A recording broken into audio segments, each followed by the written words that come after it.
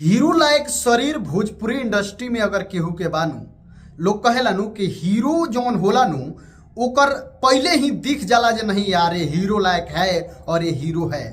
वो चीज में जौन बा कि 100% में 100% उतरे ले भोजपुरी इंडस्ट्री के खेसारी लाल यादव भाई। जौन उनकर शरीर बा, जौन अपने आप के फिट रखले बड़े, वो हिसाब से भोजपुरी के अक्षय कुमार खेसारी लाल यादव के कहल जाओ तो कोनो बुरा नहीं है।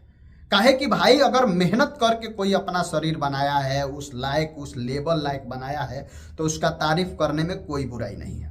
भोजपुरी इंडस्ट्री के खेसारी लाल यादव भले उनका कि केहू कोनो बात से ट्रोल करे, अगर खेसारी लाल यादव 100% खारा सोना हो जीहन एगो चीज छोड़ देता, बहुत ज्यादा बोलल, बहुत ज्यादा केहू के गाना गा देहल, बहुत ज्यादा गाना चुरावल, बहुत ज्यादा हर सप्ताह में 10 गो गाना रिलीज कैल, ई चीज अगर छोड़ देस, अपने आप पर जौना तरीका से शरीर पर मेहनत कैले बड़े वो तरीका से अगर ये सब लाइन में भी मेहनत कर देस, तो खेसारी लाल ईसन भोजपुरी इंडस्ट्री में केहू हीरो नहीं है, केहू के शरीर नहीं है खेसारी जैसन।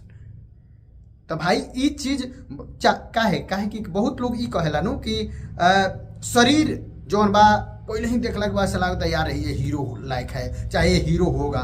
तो ये चीज वो चीज जौन बा कि फैन फॉलोइंग जानते ही बड़ा लोग खेसारी लाल यादव के। जब खेसारी केहू से टक्कर कर ले, जब खेसारी जब केहू से आन बान के बात आ जाला, तो खेसारी के फैंस जौन बा कि पूरा जाग जाले, पूरा एक तरफा हु क के एकदम जौन बा कि गाना बजवा दी है, चाहे गाना चलवा दी है, ई चीज अच्छा लागेला। ई चीज जौन बा कि खेसारी लाल यादव के अंदर कूट कूट के भरल बा।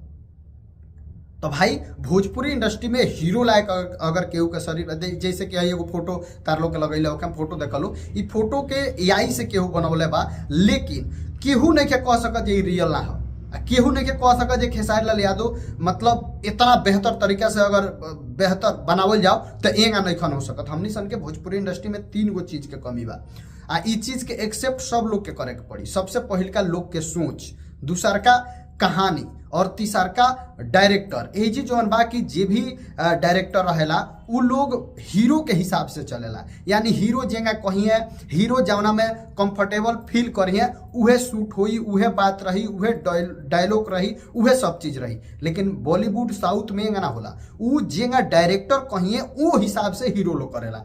ए जी जैसे कि बद्री जहाँ एगो फिल्म शूट करतला पवन सिंह के साथ है, लेकिन काला माटी जौन बा कि फिल्म शूट ना भइल, जनतर लोग का है ओकरा बारे में केहू जानल जे काहे ना शूट भइल। उ जौना हिसाब से चाहत रहे उ हिसाब से पवन सिंह ना कर पइले, जौना के लेके उ फिल्म के डिले छोड़ दियल गेल, यानी छोड़ दियल गेल। काहे कि ओकरा बाद चुनाव रहे, पवन सिंह के राइज एंड फॉल में जाए के रहे, ऐसे पवन सिंह के कहले जे बाद में थोड़ा सा अपने आप को मैं उस लेवल से बना लूंगा तब इस फिल्म को करूंगा, यही से वो फिल्म के रोक दियल गेल बा, ठीक बा, वो फिल्म शूट ना भइल।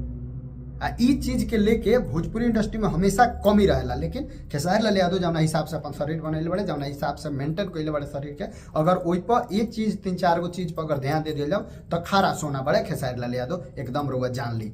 बाकी रउआ सब का सोचतानी वीडियो में कमेंट में अपन राय जरूर दें, वीडियो को शेयर करी। मिलते हैं अगला वीडियो में, तब तक खातिर नमस्कार।